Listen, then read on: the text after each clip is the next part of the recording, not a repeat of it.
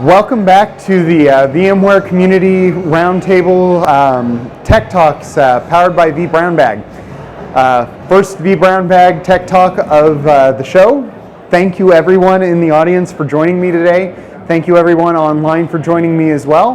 My name's Tony Foster. I'm a technical marketing engineer at Dell EMC, and today we're talking about VDI by day and compute by night. So, really interesting concept, and let's go ahead and get started rolling right with that, because there's a lot to cover in 12 minutes. So this will be a high-level overview for the entire topic. And let me tell you, it's coming. That new project, your CEO or CXO, whatever the case might be, came to you and said, hey, guess what? We're going to do AI. You are going to be in charge of setting it up so that we can start mining customer data or whatever the case might be. But the budget's tight. We're spending $500,000, $1 million, whatever the case might be on these data scientists. So you only have a little bit of budget that you get to play with to actually build the infrastructure they need. What's the Thrifty admin to do? Well, let's start out with the basics. First, you're going to make a plan and figure out what you need. You're going to work with your data scientist and all the teams that are working on your big data and everything that these different groups are going to be touching. You're going to make that strategy. Then you're going to build an AI infrastructure.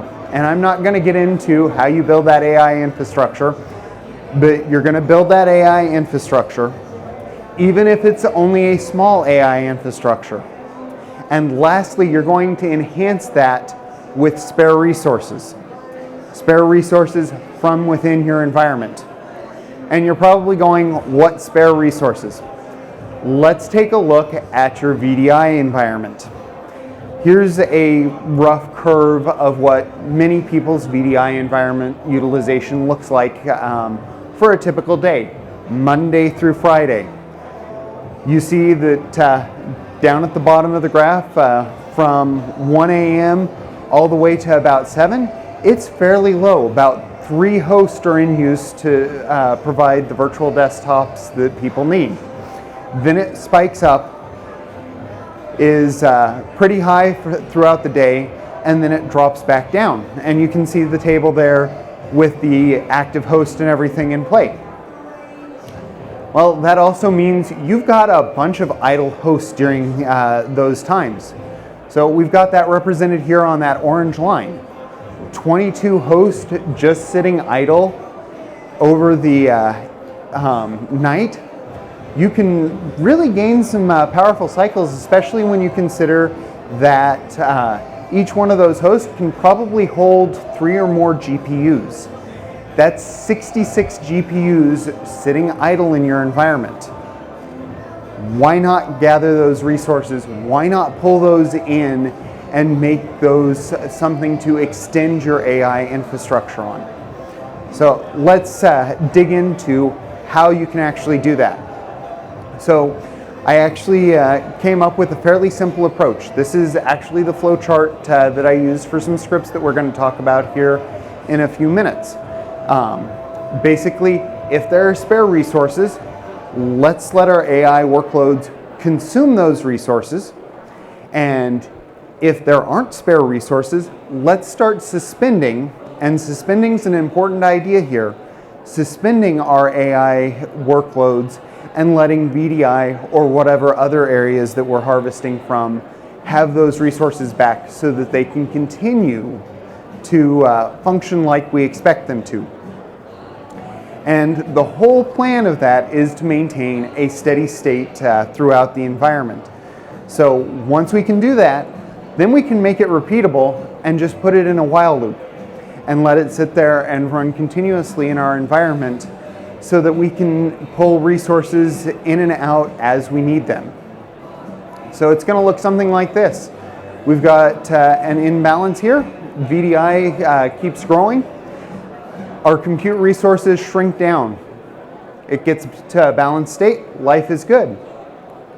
Then as we continue going, All of a sudden, VDI is shrinking throughout the evening hours. Our compute, let that grow up and start consuming those resources, start pulling those GPUs in and running those projects, giving our AI additional resources, giving our data scientists the ability to really expand their capabilities at night and possibly get more done, driving more value for the company. So that all sounds really simple, I'm sure. There are some caveats people need to be aware of with this. So, here we have two scenarios that are really important to think about when you're doing this.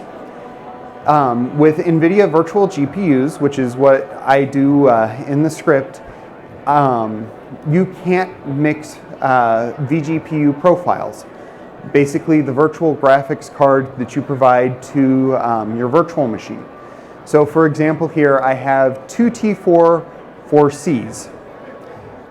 Those two are perfectly fine on a single GPU.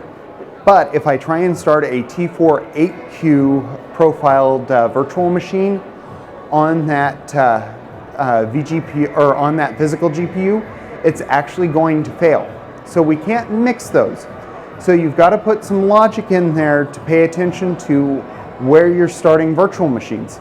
Now, one of the cool things that is in vSphere now is the ability to do vMotion with your virtual machines that have vGPUs in them.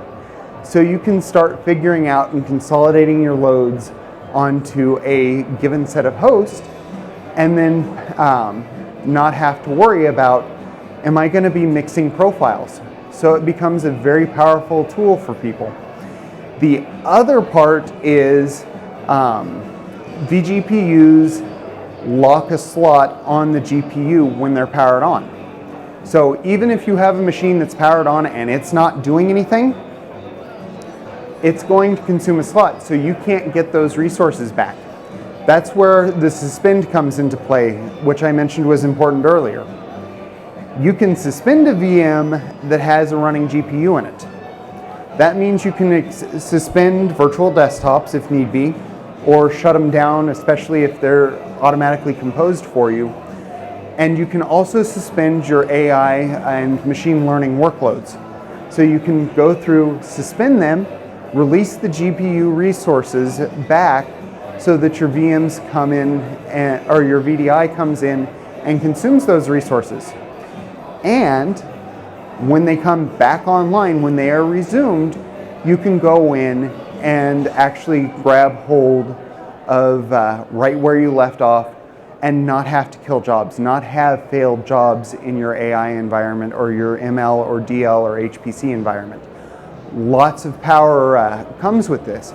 So those are the two things that really stand out that you need to be aware of, and the two advantages that go along with them.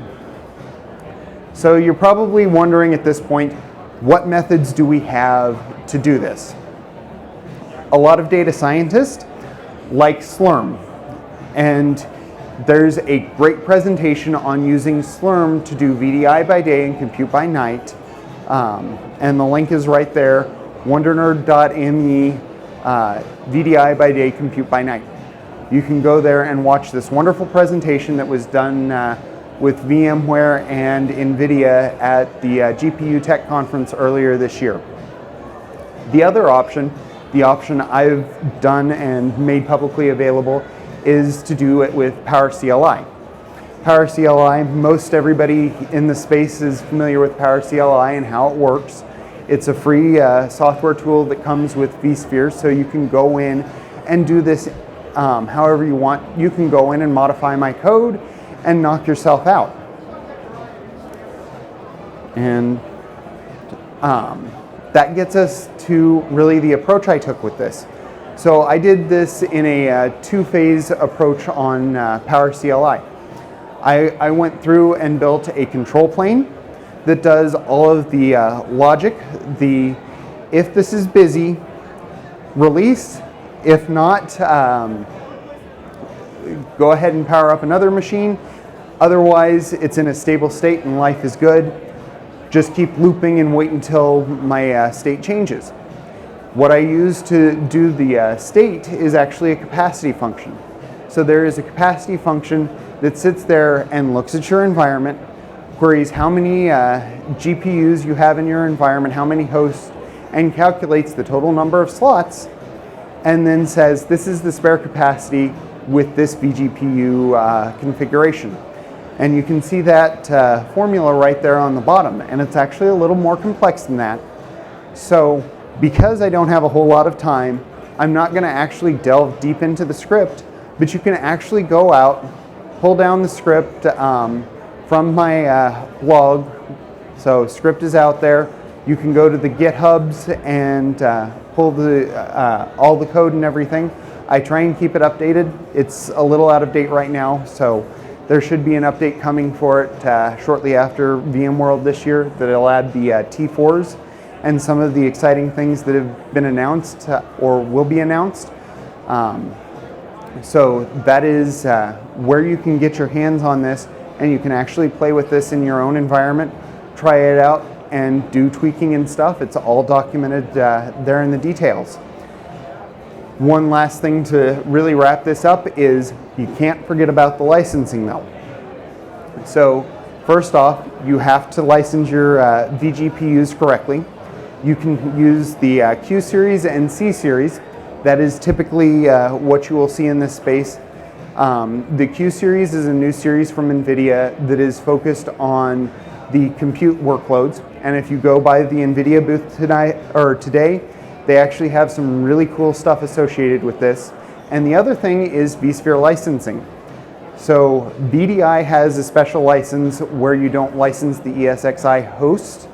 You license based on the number of concurrent users.